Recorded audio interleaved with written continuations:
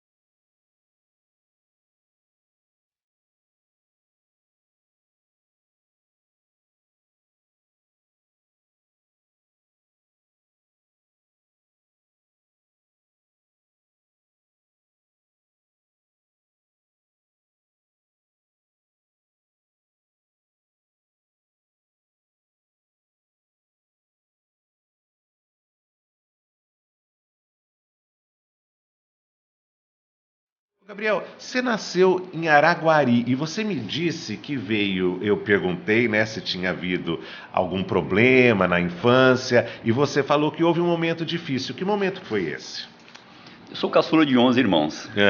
E nessa mudança, meu pai teve que sair de Araguari, foi tentar um novo negócio no interior de Goiás, e eu fiquei morando com a minha irmã mais velha. Então, aos 8 anos de idade, eu fiquei um tempo afastado da minha mãe. Mas e por quê? Houve um problema de negócios? Foram novas oportunidades. Meu pai era um pecuarista no interior de Minas. Sei. Ele tiveram um problema com a sociedade e ele resolveu buscar novos caminhos, novos desafios. Sei. E foi atrás de montar uma serraria numa cidade chamada Cavalo Queimado, hoje chamada Araguapaz, no interior de Goiás. E ficou lá durante uns 3 anos, mais ou menos. E aí você ficou um tempo em Araguari, longe da família? Eu fiquei um tempo morando com a minha irmã mais velha, né, e com meus irmãos mais velhos, até que houvesse uma estruturação melhor, uma condição. É uma cidade do interior de Goiás que não oferecia a possibilidade de formação de educação para uma criança da minha idade. Falando em pais, você disse que a sua mãe seu pai já faleceu, né? Mas sua mãe tem 90 anos e você disse que ela é bárbara. Eu me lembro de você ter dito, se os recursos não chegavam, ela os criava. Minha mãe é uma referência para mim como pessoa. E hoje ela está com 90 anos e é um poço de sabedoria. Tem muitas passagens engraçadas da minha mãe. E como nós éramos uma família muito grande, e às vezes recebíamos os convites para aniversário ou alguma festa, e quando chegava aquela quantidade enorme de filhos, nós tínhamos um comportamento diferenciado. Aí foram questionar para minha mãe por que os filhos eram tão educados. E minha mãe alimentava todo mundo antes. Então ela dava comida para todo mundo. Ela dava comida para os 11 filhos antes de ir para uma festa. Quando tinha os menores, então todo mundo já saía muito bem alimentado. E chegava ali, ninguém queria comer nada, ninguém avançava nada. E ela recebia todos os elogios e ficava orgulhosa de uma situação daquela dos filhos terem um comportamento diferenciado. E aí você foi para Goiânia quando você tinha 10 anos? Isso. Depois ainda fiquei alguns meses nessa cidade e meu pai resolveu mudar para Goiânia, porque nós tínhamos uma necessidade, os irmãos mais novos, em busca de oportunidades. Goiânia é uma capital nova, com um franco processo de expansão. E aí houve essa opção de mudar em 1993. A sua vida está muito ligada ao basquete, né? Você está com um filho praticando basquete nos Estados Unidos, você começou sua carreira profissional com basquete. Quando é que o basquete entrou na sua vida? Começou na escola. O engraçado, porque eu sou o caçula de 11 irmãos e nós não tínhamos uma cultura de esportes. Sei. E eu comecei a praticar na educação física. Na verdade, o meu primeiro esporte foi a natação. E num período de inverno, que a piscina não era aquecida, nós íamos para uma quadra para fazer um trabalho de condicionamento físico. E devido à minha estatura, o meu tamanho, minha envergadura, eu fui convidado para fazer um teste no Jockey Club, que era uma equipe de ponta de Goiás. Goiânia tinha uma boa equipe de basquete. E eu aproveitei essa oportunidade de tomar conhecimento da modalidade. E aí começou. Então, você começou com que idade? Eu tinha mais ou menos aí de 15 anos, 15 para 16 anos. Que altura você tem hoje? Hoje eu tenho 2 metros. E você já tinha a que altura aos 16 anos? Eu já tinha uma boa estatura. Eu não tinha uma qualidade bacana, uma qualidade técnica. Eu era muito magro, era magro alto. Fala do apelido. Meu apelido era vírgula. Né? Por quê? Porque era devido à altura e pouca massa muscular. Eu era muito magro e minha postura, né? Eu tinha Você envergava o ombro para frente. Então, meu apelido era vírgula. E o basquete, ele causou uma transformação muito grande e muito rápida também. Porque no primeiro momento que eu fui fazer o teste, tinha uma quantidade enorme de garotos praticando basquete. Eles tinham um espelho que era a equipe do Jockey. E quando eu fui participar, eu era reserva da terceira equipe.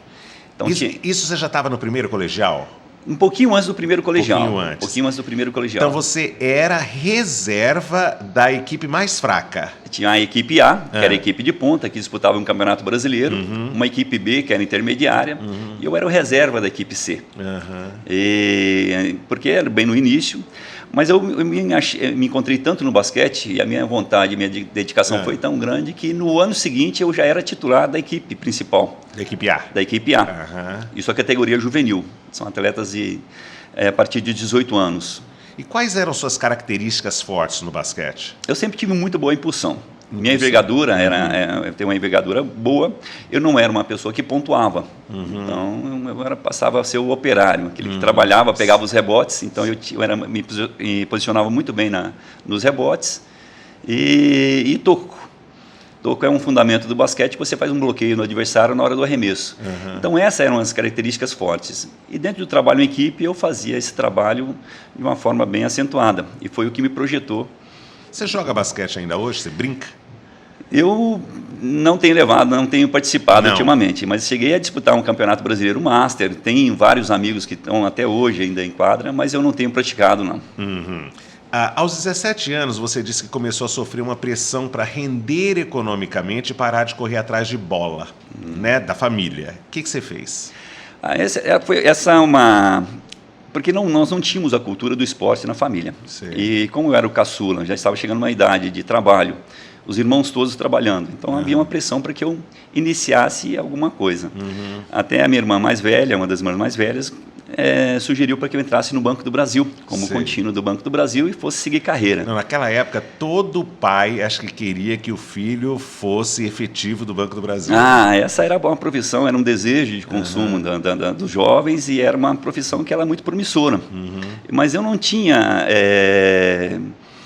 um preparo, digamos assim. Eu estava muito envolvido com a questão do esporte e sentia que aquilo ali era algo que poderia abrir portas para mim. Então eu fui buscar novos desafios. Diz que você saiu de Goiânia com o dinheiro da passagem de ônibus, foi isso? Foi. E aí, nesse conflito com a família, nesse conflito com meu pai, principalmente com meu pai, com a minha irmã, e eu resolvi buscar novos horizontes. Goiânia já não tinha espaço para mim, porque o basquete acontecia no estado de São Paulo. Então as boas equipes e a referência do basquete era o estado de São Paulo. E numa conversa com a minha mãe, eu falei: mãe, eu vou tentar algum clube, algum lugar em São Paulo que eu possa seguir no basquete. Saí só com a passagem de ida para Franca, né, que tinha uma indicação de um dos diretores da Francana, e eu fui fazer um teste em Franca. E fui aprovado, mas a Franca tinha uma equipe muito forte. Eu era recém-saído de uma equipe juvenil e eu não teria muitas possibilidades de apresentar o meu jogo de basquete. Aí eu fui indicado para Ribeirão Preto. O irmão do Hélio Rubens, que é o Totô, tinha uma equipe coordenava uma equipe da divisão especial em Ribeirão Preto, e eu fui para Ribeirão Preto tentar essa parte do basquete na cidade. Foi lá que você que fez a sua proposta salarial? Nesse desespero de ter um espaço em uma equipe, eu não contava e nunca fui preocupado com a remuneração. Eu queria fazer aquilo que me dava prazer.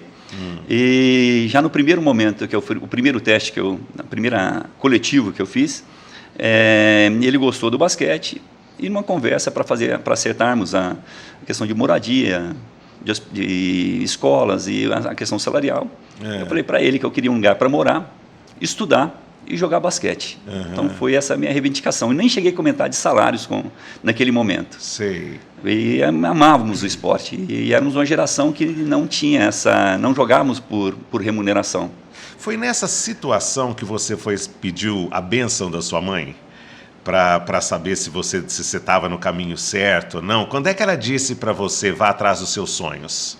Ela percebendo esse desconforto em casa, né, e via que eu não estava feliz, e numa conversa eu me desabafei, e ela, com toda a sabedoria, sem saber nada do esporte, e ela orientou para que eu corresse atrás dos meus sonhos. Mas foi a primeira vez, né? Porque ela era um pouco refratária a você seguir essa carreira desportiva. E dessa vez ela viu que era sonho seu mesmo, que você deveria ir atrás. Ela percebeu a angústia que eu estava passando, ela se sentiu ali com essa parte de mãe, e a orientação foi muito sábia naquele momento. Em Ribeirão, você conseguiu a habitação que você queria, né? Mas conta como é que era a casa.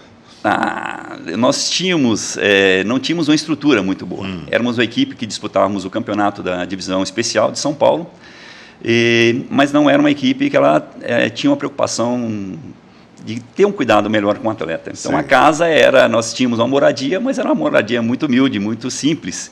E como éramos jogadores muito altos, então não tinha cama para todo mundo. Então, nós colocávamos os colchões no chão.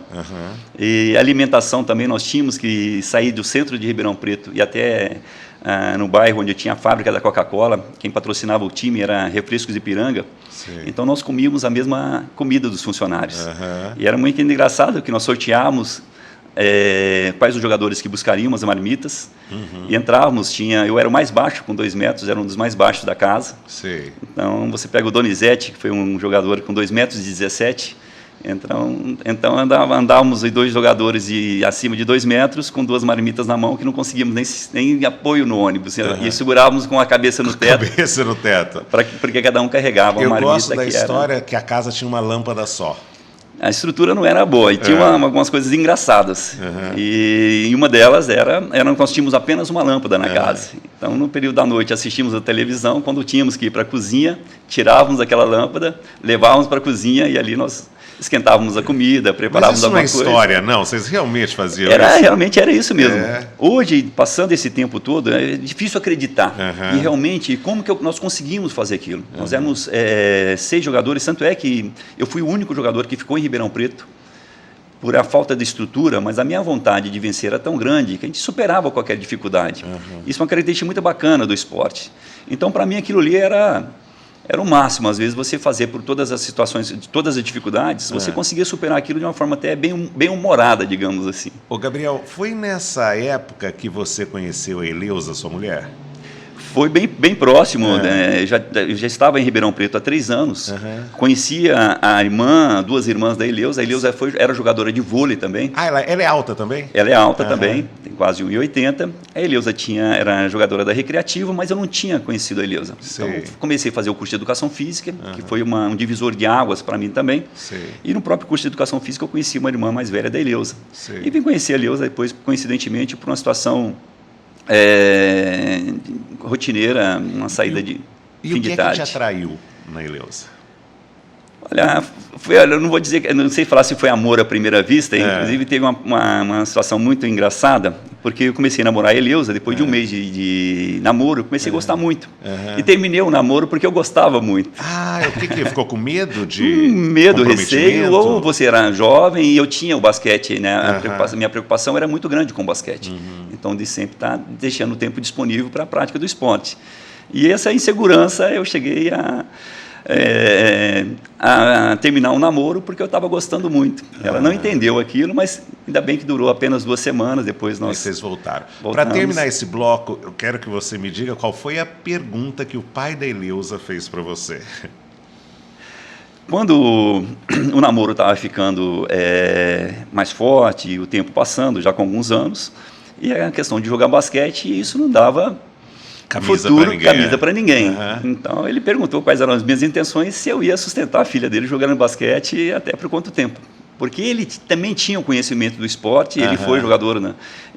Jogou bola em Ribeirão Preto, e ele sabia que era uma carreira muito curta.